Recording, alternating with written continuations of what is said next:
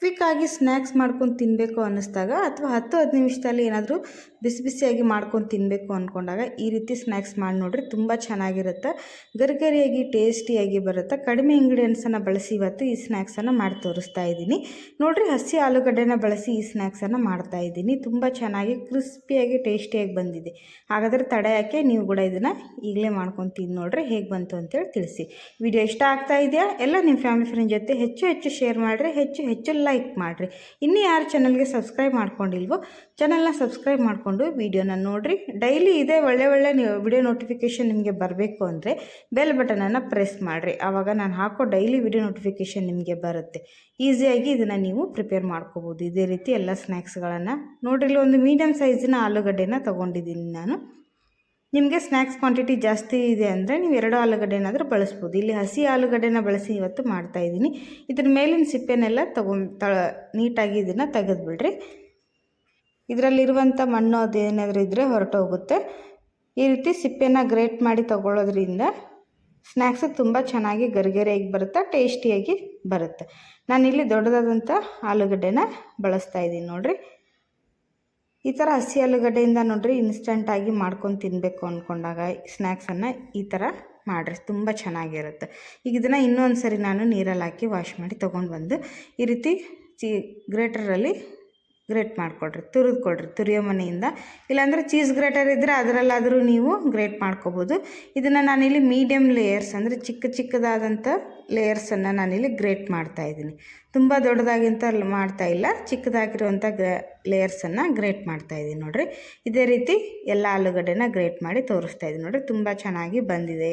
ಈಗ ಇದನ್ನು ನೀರಲ್ಲಿ ಹಾಕಿ 1-2 ಸರಿ ಇದನ್ನು ವಾಶ್ ಮಾಡಬೇಕು. ಯಾಕೆಂದರೆ ಆಲೂಗಡ್ಡೆನಲ್ಲಿ ತುಂಬ ಸ್ಟಾರ್ಚ್ ಇರುತ್ತೆ, ಅದೆಲ್ಲ ಹೊರಟೋಗ್ಬೇಕು ನೋಡಿರಿ.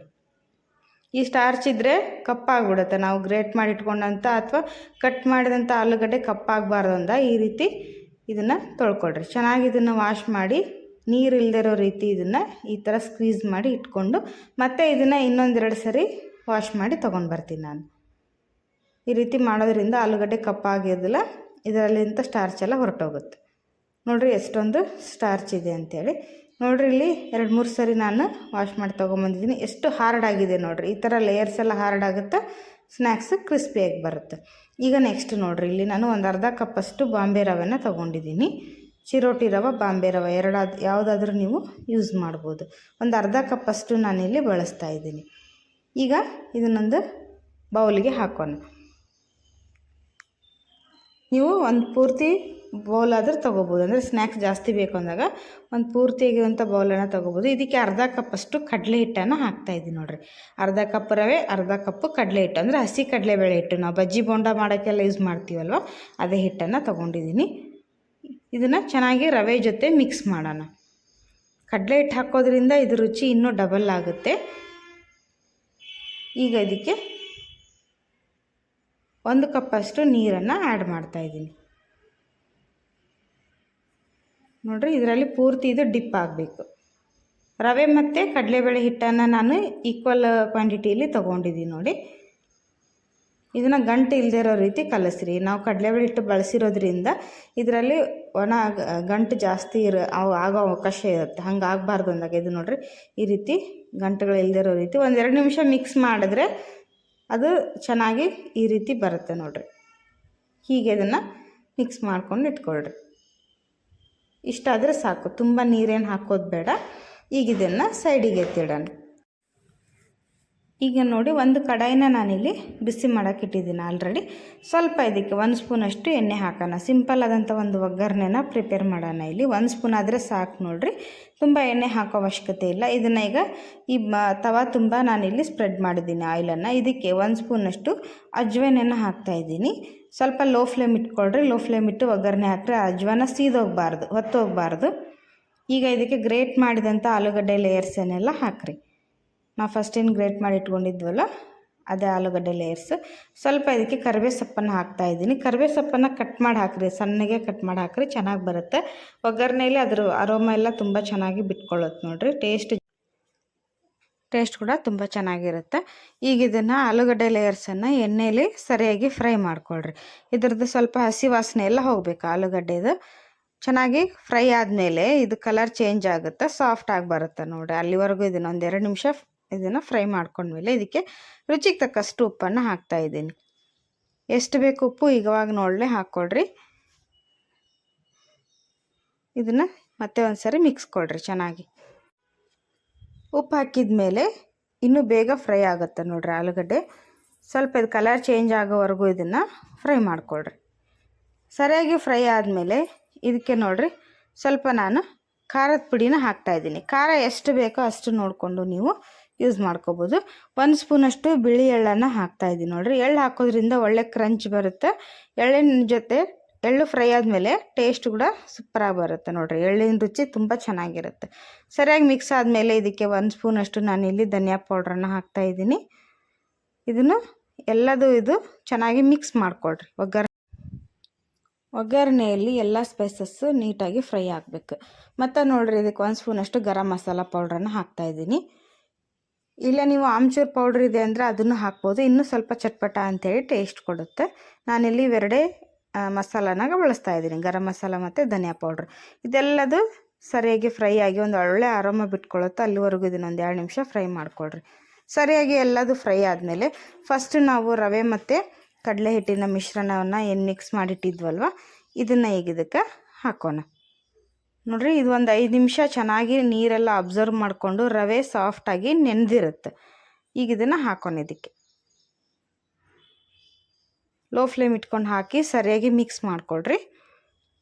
ಆಲೂಗಡ್ಡೆನಲ್ಲಿ ರವೆ ಮಿಶ್ರಣ ಸರಿಯಾಗಿ ಹೊಂದ್ಕೋಬೇಕು. ಅಲ್ಲಿವರೆಗೂ ಇದನ್ನು ಮಿಕ್ಸ್ ಮಾಡಿಕೊಂಡು ಇದು ಗಟ್ಟಿ ಆಗ್ತಾ ಬರುತ್ತೆ. ಒಂದು ಪೂರ್ತಿ ಹಿಟ್ಟಿನ ಹದಕ್ಕೆ ಇದು ಪ್ರಿಪೇರ್ ಆಗುತ್ತೆ.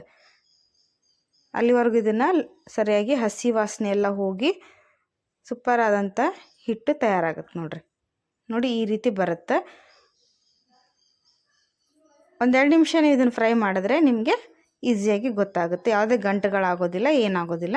ನೀವು ಹೇಗೆ ಇದನ್ನು ನೀವು ಇದನ್ನು ಬೇಯಿಸ್ತಾ ಹೋಗ್ತೀರೋ ಹಾಗೆ ಇದು ಗಟ್ಟಿ ಆಗ್ತಾ ಬರುತ್ತೆ. ನೋಡ್ರಿ ಇಲ್ಲಿ ಒಳ್ಳೆ ಒಂದು ಹಿಟ್ಟು ಇಲ್ಲಿ ತಯಾರಾಗುತ್ತೆ. ಆದರೆ ಇದನ್ನು ಸರಿಯಾಗಿ ಲೋ ಫ್ಲೇಮ್ ಇಟ್ಕೊಂಡು ಬೇಯಿಸ್ಕೋಬೇಕು. ಸ್ವಲ್ಪ ಇದಕ್ಕೆ ನಾನು ಕೊತ್ತಂಬರಿ ಸೊಪ್ಪನ್ನು ಕಟ್ ಮಾಡಿ ಹಾಕ್ತಾಯಿದ್ದೀನಿ ನೋಡಿರಿ. ಆಲೂಗಡ್ಡೆ ಲೇಯರ್ಸು ಸಹಿತ ಗೊತ್ತಾಗೋದಿಲ್ಲ ನೋಡ್ರಿ, ಅದು ಇದ್ರ ಜೊತೆ ಬೆಂದು ಬಿಡುತ್ತೆ. ಚೆನ್ನಾಗಿ ಬೆಂದು ಸಾಫ್ಟಾಗಿ ಬರುತ್ತೆ. ತಳ ಬಿಟ್ಕೊಂಬರೋವರೆಗೂ ಇದನ್ನು ನೀಟಾಗಿ ಮಿಕ್ಸ್ ಮಾಡ್ತಾ ಬೇಯಿಸ್ಕೊಳ್ರಿ. ಸ್ವಲ್ಪ ರವೆ ಆಗಿರೋದ್ರಿಂದ ತಳ ಹಿಡಿಯೋ ಚಾನ್ಸಸ್ ಇರುತ್ತೆ. ದಪ್ಪ ತಳ ಇರುವಂಥ ಕಡಾಯಿನ ಬಳಸ್ರಿ. ಇದಕ್ಕೆ ಸರಿಯಾಗಿ ಬರುತ್ತೆ. ಹಿಟ್ಟು ಹಸಿಯಾಗಿ ಇರಬಾರ್ದು, ಸರಿಯಾಗಿ ಬೇಯಬೇಕು ಹಿಟ್ಟು. ಅಲ್ಲಿವರೆಗೂ ಇದನ್ನು ಬೇಯಿಸ್ಕೊಳ್ರಿ. ರವೆ ಎಲ್ಲ ಬೆಂದು ಹಿಟ್ಟಿನ ಥರ ಆಗಬೇಕು. ನೋಡಿಲ್ಲ ಅಂತ ತೋರಿಸ್ತಾ ಇದ್ದೀನಿ. ಈ ರೀತಿ ಆಗೋವರೆಗೂ ಇದನ್ನು ಬೇಯಿಸ್ಕೊಳ್ರಿ. ಸರಿಯಾಗಿ ಬೆಂದ್ರೇ ಹಸಿ ವಾಸನೆ ಹೋಗಿ ಸ್ನ್ಯಾಕ್ಸು ಒಳ್ಳೆ ರುಚಿ ಕೊಡುತ್ತೆ. ರವೆ ಥರ ಇರಬಾರ್ದು, ಈ ರೀತಿ ಹಿಟ್ಟಿನ ಥರ ಆಗಬೇಕು. ಇವಾಗಿದು ಪರ್ಫೆಕ್ಟಾಗಿ ರೆಡಿಯಾಗಿದೆ. ಈಗ ಇದನ್ನು ಕಂಪ್ಲೀಟಾಗಿ ತಣ್ಣಗಾಗೋಕ್ಕೆ ಬಿಡಬೇಕು. ಇದು ತುಂಬ ಬಿಸಿ ಇರುತ್ತೆ. ಈಗ ನೋಡಿರಿ ಒಂದು ತಟ್ಟೆ ತೊಗೊಳ್ರಿ. ತಟ್ಟೆ ತೊಗೊಂಡು ಸ್ವಲ್ಪ ಇದಕ್ಕೆ ಎಣ್ಣೆನ ಗ್ರೀಸ್ ಮಾಡ್ತಾಯಿದ್ದೀನಿ. ತಟ್ಟೆ ತುಂಬ ಎಣ್ಣೆ ಸವರ್ಬಿಟ್ಟು ಬಿಸಿ ಈಗ ಇದೆಲ್ಲ ಇದನ್ನು ಈಗ ಪ್ಲೇಟಿಗೆ ಟ್ರಾನ್ಸ್ಫರ್ ಮಾಡಿಕೊಳ್ರಿ. ಟ್ರಾನ್ಸ್ಫರ್ ಮಾಡಿಕೊಂಡು ಇದನ್ನು ತಟ್ಟೆ ತುಂಬ ಸ್ಪ್ರೆಡ್ ಮಾಡಿಕೊಳ್ರಿ. ಸ್ವಲ್ಪ ಇದು ಬಿಸಿ ಇರುವಾಗಲೇ ಮಾಡಿರಿ, ಪರ್ಫೆಕ್ಟ್ ಆದಂಥ ಶೇಪ್ನಲ್ಲಿ ಬರ್ತೈತಿ. ಈ ಸ್ಕ್ವೇರ್ ಆಕಾರದಲ್ಲಿ ಮಾಡಿಕೊಳ್ರಿ. ಏಕೆಂದರೆ ತಣ್ಣಗಾದ್ಮೇಲೆ ಇದು ಗಟ್ಟಿ ಆಗೋ ಚಾನ್ಸಸ್ ಇರುತ್ತೆ. ಸ್ವಲ್ಪ ಇದು ಬಿಸಿ ಇರಬೇಕಾದ್ರೆ ಇದನ್ನು ಸೌಟ್ ತಗೊಂಡು ಈ ರೀತಿ ತಟ್ಟೆ ತುಂಬ ಸ್ಕ್ವೇರ್ ಆಕಾರದಲ್ಲಿ ಇದನ್ನು ಸ್ಪ್ರೆಡ್ ಮಾಡಿಕೊಳ್ರಿ. ತುಂಬ ತೆಳ್ಳಗೇನು ಮಾಡೋ ಅವಶ್ಯಕತೆ ಇರೋದಿಲ್ಲ. ನಾನು ಇಲ್ಲಿ ಇದನ್ನು ಸ್ಕ್ವೇರ್ ಆಕಾರದಲ್ಲಿ ರೆಡಿ ಮಾಡ್ತೀನಿ. ಹಾಗಾಗಿ ಸ್ವಲ್ಪ ದಪ್ಪ ಇದ್ದರೆ ಸಾಕು ನೋಡಿರಿ. ನಾನು ಲಾಸ್ಟಲ್ಲಿ ತೋರಿಸ್ತೀನಿ ಯಾವ ರೀತಿ ಬರಬೇಕು ಅಂತೇಳಿ. ನೋಡಿ ಈ ರೀತಿ ಎಡ್ಜಸ್ ಎಲ್ಲ ನೀಟಾಗಿ ಇದನ್ನು ಪ್ರೆಸ್ ಮಾಡಿಕೊಡ್ರಿ. ಅಂದರೆ ಯಾವುದೇ ಕ್ರ್ಯಾಕ್ಸ್ ಇರಬಾರ್ದು, ಸಾಫ್ಟಾಗಿ ಇದನ್ನು ಮಾಡಿಕೊಡ್ರಿ. ಈಗ ಇದನ್ನು ನೋಡಿರಿ ತಣ್ಣಗಾಗೋಕ್ಕೆ ಬಿಡೋಣ. ಒಂದು 5-10 ನಿಮಿಷ ಬಿಟ್ಟ ಮೇಲೆ ಕಂಪ್ಲೀಟಾಗಿ ತಣ್ಣಗಾಗುತ್ತೆ ನೋಡಿರಿ. ಕೈಯಿಂದ ಈಸಿಯಾಗಿ ನಾವು ಮುಟ್ಟಿ ನೋಡಿದರೆ ಗೊತ್ತಾಗುತ್ತೆ. ಈಗ ಇದನ್ನು ಒಂದು ನೈಫ್ ತೊಗೊಂಡು ಕಟ್ ಮಾಡ್ತಾಯಿದ್ದೀನಿ. ಚಾಕುವಿನಿಂದ ಕಟ್ ಮಾಡಿರಿ. ಅಂಟ್ಕೋತಾ ಇದೆ ಅಂದರೆ ಸ್ವಲ್ಪ ಇದಕ್ಕೆ ಎಣ್ಣೆನ ಹಚ್ಚಿರಿ. ಎಣ್ಣೆ ಹಚ್ಚಿದರೆ ಈಸಿಯಾಗಿ ಕಟ್ ಆಗುತ್ತೆ, ಆಮೇಲೆ ಅಂಟ್ಕೊಳ್ಳೋದು. ನೋಡಿ ಫಸ್ಟು ಈ ರೀತಿ ಉದ್ದಗೆ ಕಟ್ ಮಾಡ್ಕೊಳ್ರಿ. ಆಮೇಲೆ ನಾನು ಇದನ್ನು ಸ್ಕ್ವೇರ್ ಆಕಾರದಲ್ಲಿ ಕಟ್ ಮಾಡ್ತೀನಿ ನೋಡಿರಿ. ಪೂರ್ತಿ ತೆಳ್ಳಗಿರಬಾರ್ದು, ಪೂರ್ತಿ ದಪ್ಪಗನೂ ಇರಬಾರ್ದು. ಆ ರೀತಿ ನಾನು ಇದನ್ನು ಮಾಡ್ಕೊಂಡಿದ್ದೀನಿ. ನಿಮಗೆ ಬೇಕು ಅಂದರೆ ನೀವು ಟ್ರಯಾಂಗಲ್ ಶೇಪಲ್ಲಾದರೂ ಮಾಡ್ಕೋಬೋದು, ಅಥವಾ ರಿಬನ್ ಶೇಪ್ನಲ್ಲಾದರೂ ಇದನ್ನು ಕಟ್ ಮಾಡಿ ಮಾಡ್ಕೋಬೋದು ನೋಡಿರಿ. ನಿಮ್ಗೆ ಯಾವುದು ಇಷ್ಟನೋ, ನಿಮ್ಮ ಮಕ್ಳು ಯಾವ ರೀತಿ ಇಷ್ಟಪಡ್ತಾರೋ ಆ ರೀತಿ ಇದನ್ನು ಮಾಡಿಕೊಂಡು ತಿಂದು ನೋಡಿರಿ. ಸೂಪರಾಗಿ ಬರುತ್ತೆ, ಬೇಗನೆ ಆಗುತ್ತೆ. ಈಗ ಇದು ಎಲ್ಲದನ್ನು ಸ್ಲೈಸಸ್ ಆಗಿ ತೆಗಿತಾ ಇದ್ದೀನಿ ನೋಡಿ, ಸೂಪರಾಗಿ ಬಂದಿದೆ. ಇದೇ ರೀತಿ ಆಗಬೇಕು. ಎಡ್ಜಸ್ ಎಲ್ಲ ಕ್ರ್ಯಾಕ್ ಬಿಟ್ಟರೆ ಈ ರೀತಿ ಪ್ರೆಸ್ ಮಾಡಿಕೊಳ್ರಿ, ಸರಿಯಾಗಿ ಬರುತ್ತೆ. ಈಗ ಇದನ್ನು ಕಡಾಯಿ ಇಟ್ಟು ನಾನಿಲ್ಲಿ ಫ್ರೈ ಮಾಡ್ತಿದ್ದೀನಿ ನೋಡಿರಿ. ಚೆನ್ನಾಗಿ ಕಡಾಯಿ ಬಿಸಿ ಮಾಡಿಕೊಂಡು ಫ್ರೈ ಮಾಡೋದಕ್ಕೆ ಬೇಕಾದಷ್ಟು ಎಣ್ಣೆನ ಹಾಕಿರಿ. ನಾನಿಲ್ಲಿ ಶಾಲೋ ಫ್ರೈ ಮಾಡ್ತಾಯಿದ್ದೀನಿ. ನಿಮ್ಗೆ ಇಷ್ಟ ಇದೆ ಅಂದರೆ ನೀವು ಡೀಪ್ ಫ್ರೈ ಆದರೂ ಮಾಡ್ಕೊಂಡು ತಿನ್ಬೋದು. ಎಣ್ಣೆ ಚೆನ್ನಾಗಿ ಹೀಟ್ ಆದಮೇಲೆ ಡೈರೆಕ್ಟಾಗಿ ಇದನ್ನು ಎಣ್ಣೆಗೆ ಹಾಕಿ ಫ್ರೈ ಮಾಡಿಕೊಡ್ರಿ. ಯಾವುದೇ ಸ್ಲರಿ ಬೇಡ, ಏನು ಬೇಡ ನೋಡಿರಿ. ಹಾಗೇ ನೀವು ಇದನ್ನು ಫ್ರೈ ಮಾಡಿಕೊಂಡು ತಿನ್ಬೋದು. ತುಂಬ ಚೆನ್ನಾಗಿರುತ್ತೆ, ಕ್ವಿಕ್ಕಾಗಿ ಆಗುತ್ತೆ. ಮಕ್ಕಳಿಗೆ ಏನಾದರೂ ಇನ್ಸ್ಟೆಂಟಾಗಿ ಕೇಳ್ತಾ ಇದ್ದಾರೆ, ಸ್ನ್ಯಾಕ್ಸ್ ಕೇಳ್ತಾ ಇದ್ದಾರೆ ಅಂದಾಗ ನೀವು ಈ ರೀತಿ ಮಾಡಿಕೊಡ್ರಿ. ಅಥವಾ ಬ್ರೇಕ್ಫಾಸ್ಟ್ಗೆ ಆಗಿರ್ಬೋದು, ಸಂಜೆ ಸ್ನ್ಯಾಕ್ಸ್ ಆಗಿರ್ಬೋದು, ಯಾವಾಗಾದರೂ ನಿಮಗೆ ಇದನ್ನು ಈಸಿಯಾಗಿ ಫಟಾಫಟ್ ಅಂತೇಳಿ ಮಾಡ್ಕೊಂಡು ತಿನ್ಬೋದು ನೋಡಿರಿ. ತುಂಬ ಟೇಸ್ಟಿಯಾಗಿರುತ್ತೆ. ಒಂದು ಸರಿ ಮಾಡ್ಕೊಂಡು ತಿಂದರೆ ನಿಮಗೆ ಗೊತ್ತಾಗುತ್ತೆ ನೋಡಿರಿ. ಇಲ್ಲಿ ಒಂದು ಸರಿ ಪೂರ್ತಿ ಫ್ರೈ ಆಗಿದ್ದಾವೆ, ಕಲರ್ ಕೂಡ ಚೇಂಜ್ ಆಗಿದೆ.